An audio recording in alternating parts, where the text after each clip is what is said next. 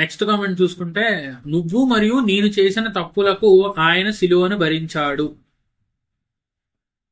అంటే ఏంటి? ఇప్పుడు నా పేరు తెలుసు ఆయనకి, మొత్తం 3 కోట్లను ఆవిడే తినేసి నాకేం పెట్టకుండా నీ బదులు కూడా నేనే తినేసాను రా అందనుకో, నా ఆకలి తీరిపోద్దా? తీరదు కదా.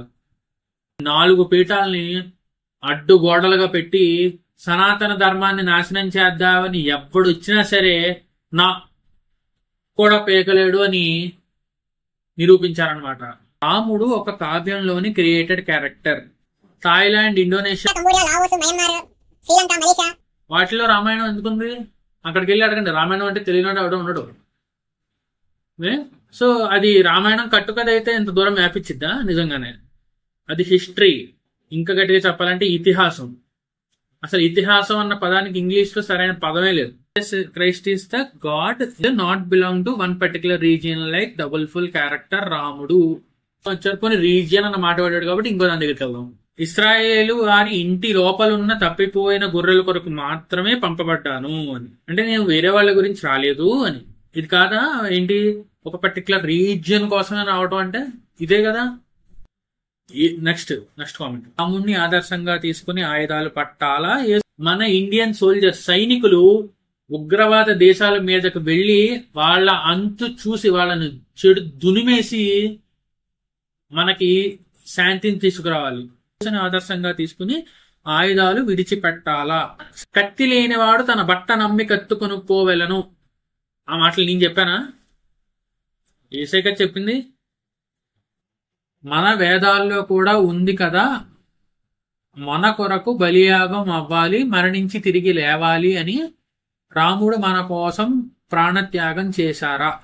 మరణించి తిరిగి లేచారా? అంటే మన వేదాల్లో తప్పుగా రాశారా? మీరే చెప్పాలి. ఏమంటున్నారు? యేసు బలియాగం రక్తప్రోక్షణం చేశాడు ప్రాయశ్చిత్తం కోసం. ఇలా విడతీసి కాదు, అసలు వీళ్ళకి తెలుగే తెగులు పట్టేట్టు మాడతారు. ఇంకా మళ్ళీ సంస్కృతం ఒకటి. ఆ శ్లోకం ఏంటి అంటే, సర్వపాప పరిహారో రక్త ప్రోక్షణం అవశ్యం తద్రక్తం పరమాత్మేన పుణ్యదాన బలియాగం. ఏమన్నా రాముడు మన కోసం ప్రాణత్యాగం చేశాడని అడిగావు కదా, చేశాడు. శ్రీరాముడు కాదు, అల్లూరి సీతారామరాజు. ఒక్క సీతారామరాజు పోతే 100 మంది సీతారామరాజులు వస్తారు, నీ అంతు చూస్తారు అని గర్భంగా నుంచున్నాడు. అది మగతనం అంటే. ఎదవేడపులు ఏడవలే. చచ్చిపోయే ముందు నవ్వు కూడా కాదది గర్వం. నీలాగా ఎదవలాగా ఏడవలా. నువ్వు ఇంత ఏడవని నాకు తెలియదు. ఎదవ ఏడుపులు ఏడవలేదు. అది ప్రాణత్యాగం అంటే, నా కోసం చావటం అంటే, కోట్లాది మంది భారతదేశ స్వాతంత్రం కోసం చావటం అంటే.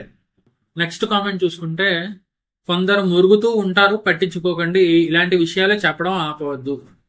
తప్పకుండా అండి. ఇలా మీరు ఎంతకాలం సపోర్ట్ చేస్తూ ఉంటారో అంతకాలం ఈ ఛానల్ అనర్గళంగా ముందుకు సాగుతూనే ఉంటుంది. ధన్యవాదాలు. చూసారంటే మీకు వీడియో ఖచ్చితంగా నచ్చే ఉంటుంది. సో దీంతో పాటు ఈ 2 వీడియోలు కూడా చూడటానికి ప్రయత్నం చేయండి, మీకు ఖచ్చితంగా నచ్చుతాయి.